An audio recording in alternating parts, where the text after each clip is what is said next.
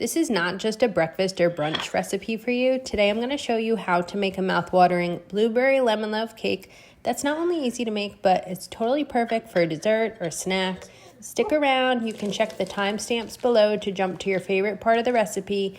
I'm going to show you the secrets to achieving a moist, flavorful cake that's bursting with lemon zest and fresh blueberries in every single bite. I have so many recipes for these little loaf pans that you can find on sipbitego.com. This one is primarily going to highlight lemons and yummy summer blueberries. Line the bottom of a loaf pan with parchment paper and brush it with a little oil or melted butter. In a large bowl, whisk together some flour, baking powder, lemon zest, cinnamon, and salt. When that's good to go, it's time to cream the butter and sugar. You could do this with a hand mixer or use a KitchenAid stand mixer. So in a large bowl or the stand mixer, cream the butter and sugar on medium or medium-low. You do this for about 5 minutes. Every so often, make sure to scrape the ingredients of the bowl down so they're mixing, getting super well integrated. Slowly add in the eggs one at a time, followed by vanilla extract and lemon juice. Increase the speed to medium-high and beat this all together for 2 minutes, again scraping down the bowl halfway.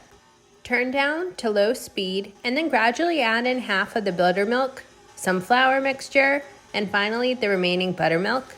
Mix this all together until combined. You only need about a minute for this step. The lemon cake batter will be super soft and creamy at this point. It's almost good enough to bake as is, but you definitely want to throw in all of those fresh blueberries and lightly fold them in with a spatula. Add the batter to your prepared loaf pan, and you're going to need to watch it just a little bit. Bake it for about 50 to 60 minutes, but this really tends to vary by ovens. This is at 350 degrees Fahrenheit. I know this is so hard, but it's really good to let the cake cool in the pan for at least 45 minutes. You'll know it's done when the top is browned and it's not wet when you stick a toothpick in it, but letting it kind of cool in that pan will help just set it a bit more. I try to hold off on making the lemon icing until the cake is cool so it stays like the right consistency because you're using milk in it. So you just want it to be exactly right. So once the cake is cool, prepare the icing.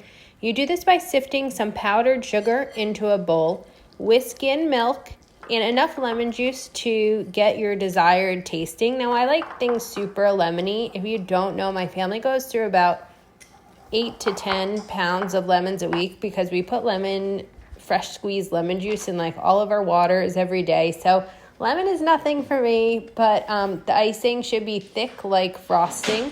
So you could add more milk or more lemon as needed. Now, this one in the recipe was completely perfect. I used 1 full lemon juiced in it. So tasty. I'm pretty sure you could take it from here, but it is time to drizzle on the lemon icing to your lemon blueberry loaf cake. Just take it out of the loaf pan, set it on a sheet or, somewhere where you're going to serve it. That's quite fine. I mean, you just get to ooze this yummy lemon frosting all over the cake. It's really the best part. And the amounts that I have in the recipe, which you can print out the instructions at sipbitego.com and get all the details in the description for this video, but the amount is like the perfect amount of icing to get a nice, sweet, generous bite every single time you cut a slice for yourself, your family, or your friends. So enjoy this recipe, and I will see you here next time at Sip Bite Go. Cheers!